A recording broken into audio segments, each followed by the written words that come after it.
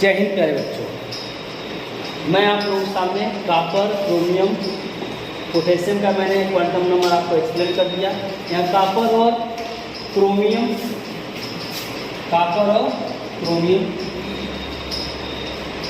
दो एलिमेंट्स के quantum number को हम यहाँ एक्सप्लेन करने जा रहे हैं।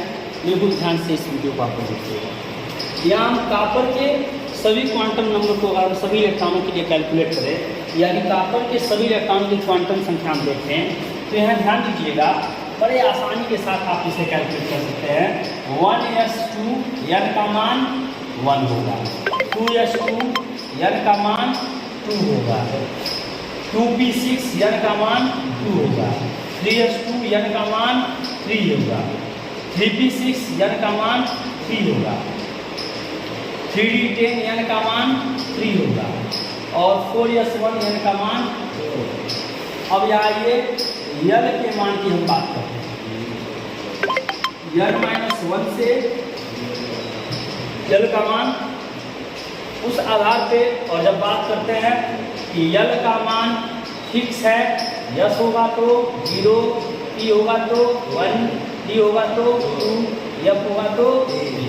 इसी तरह यम के भी मान यल के मान से निकाले जाते हैं। यम के मान क्लियर हैं, यल का मान यस के लिए 0, तो यम का भी मान 0। यहाँ यम का मान -1, 0, +1। यहाँ यम का मान -2, -1, 0, +1, +2। यहाँ यम का मान -3, -2, -1, 0, +1, +2, +3। ये याद रखिएगा, यल द्वारा यम का मान निकालते हैं -यल 0 से +यल तक। -यल 0 से +यल, तो -यल अगर यल का मान 1 है तो -1, 0, +1, 2 है तो -2, -1, 0, +1, +2, 3 है तो -3, -2, -1, 0, +1, +2, +3। यानी यल का मान 0 तो यम का मान 0, यानी यम का 1 मान होगा और 0 होगा। यल का मान अगर 1 तो यम के 3 मान होंगे, -1, 0, +1। यल के मान अगर 2 है तो यम के 5 मान होंगे, -2, -1, 0, +1, +2। और यल का मान अगर 3 है, यम के लिए होगा, यम के कुल 7 मान होंगे, -3, -2, -1, 0, +1, +2, +3। जिस इलेक्ट्रॉन का भी निकालना होता है, इस आधार पर हम निकालते चलते हैं। यहाँ यल का मान यस है तो 0, फिर यस है तो 0, p है तो 1, यस है तो 0, p है तो 1, d है तो 2, यस है तो यल। अब यहाँ यम का मान, यल का मान 0 तो यम का मान, यहाँ भी 1 है तो -1, 0, +1, 0 है तो फिर 0, फिर 1 है तो -1, 0 और +1, 2 है तो -2, -1, 0, +1, +2, फिर 0 है तो ये भी क्या होगा, 0 होगा। यस के मान देखिए, बड़े आसानी से आप निकाल सकते हैं। 2 इलेक्ट्रॉन, ये भी +- हाफ, एक क्लॉकवाइज और एक एंटी क्लॉकवाइज, ये भी एक क्लॉकवाइज और एक एंटी क्लॉकवाइज, तो लिखेंगे +-1/2। इसके लिए भी +-1/2।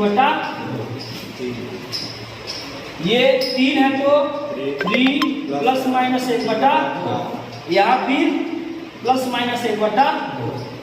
यहाँ फिर देखिएगा 3, मतलब 3 इलेक्ट्रॉन जोड़ेंगे, 3 क्लॉकवाइज 3 एंटी क्लॉक, तो लिखेंगे 3 +-1/2। यहाँ डी में 5 क्लॉकवाइज होंगे, 5 एंटी क्लॉक होंगे, तो 5 +-1/2, और यस में 1 क्लॉकवाइज होगा तो +1/2। एक साथ आप इसे भी लिख सकते हैं। यस बराबर, ध्यान दीजिएगा, +-हाफ, +-हाफ, +-हाफ, तो कितने +-हाफ, 1, 2 और 3, तो 3 प्लस माइनस हाफ ये हो गया 3 3 6 6 3 9 9 5 14, यानी यहाँ 14 प्लस माइनस हाफ होंगे, जिसका मतलब यानी 28 इलेक्ट्रॉन के लिए ये हो गया, जिसमें 14 क्या होंगे प्लस हाफ होंगे और 14 क्या होंगे माइनस हाफ होंगे, तो 14 गुना 28। और आपका 1 प्लस हाफ होगा तो प्लस हाफ 28 1 29, कुल यहाँ 29 इलेक्ट्रॉन हो गए। इस बात पे ये आपकी बात क्लियर हुई कि इस आधार पे ये सारे क्वांटम नंबर सभी इलेक्ट्रॉनों की ये हमें मिल गए। इसी प्रकार आप क्रोमियम का भी निकाल सकते हैं। 24 लिखते हैं, क्रोमियम का हो गया।